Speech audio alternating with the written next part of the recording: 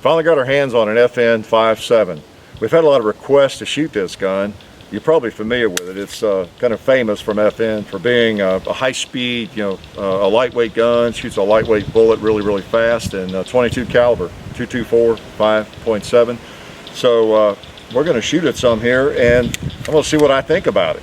Okay, it's pretty expensive to shoot, but we're going to do it. So let's take a few shots. Let's take the put a round in the chamber. Oh, nice.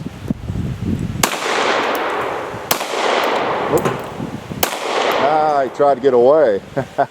Let me pick that guy off. I'll try to. All right. Nice.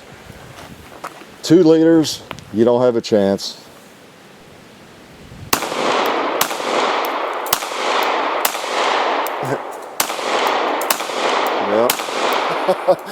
Almost spoke too soon, didn't I?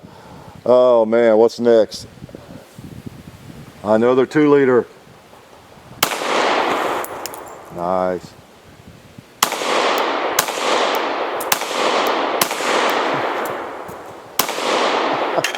I think I figured out you have to hold right on.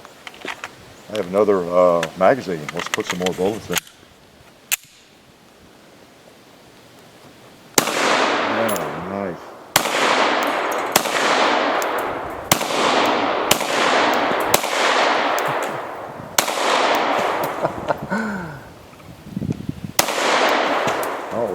All right.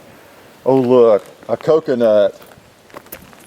Someone hung a coconut right there. Yeah, that's one from the farm here. We grow a lot of those. We just forget to shoot them.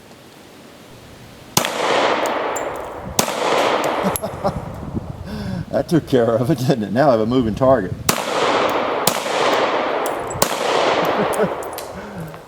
And a cantaloupe.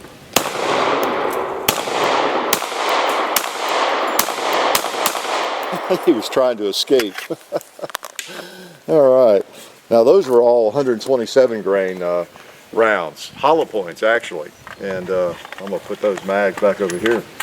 So we try both rounds. What we have are some SS195, which is what I was shooting, 27 grain hollow points. Then we have some 40 grain SS197 rounds, and what those look like. Blue tip, a couple mags loaded of those, and like I say, this gun is fairly well, it's well known by a lot of people, or it's famous for being so unique. It's a different type of firearm. It came out in, I guess it was 98. The carbine FN came out with in 1990, I believe. It was the PS90, P90, and they developed this cartridge.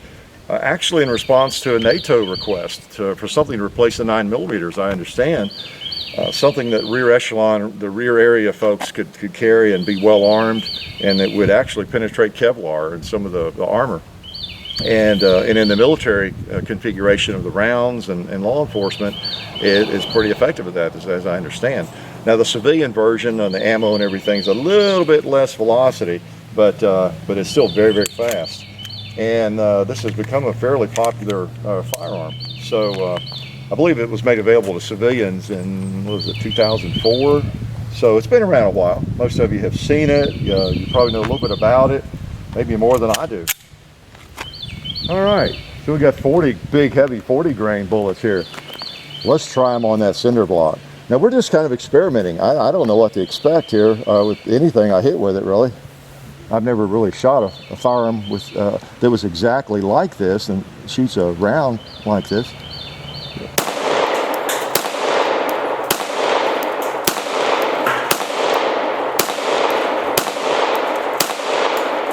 Interesting.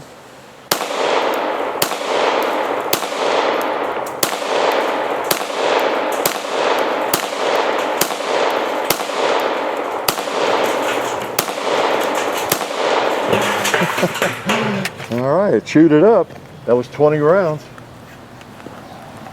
Not bad, not bad. It is like about anything from FN. It feels like quality, okay? That's first and foremost.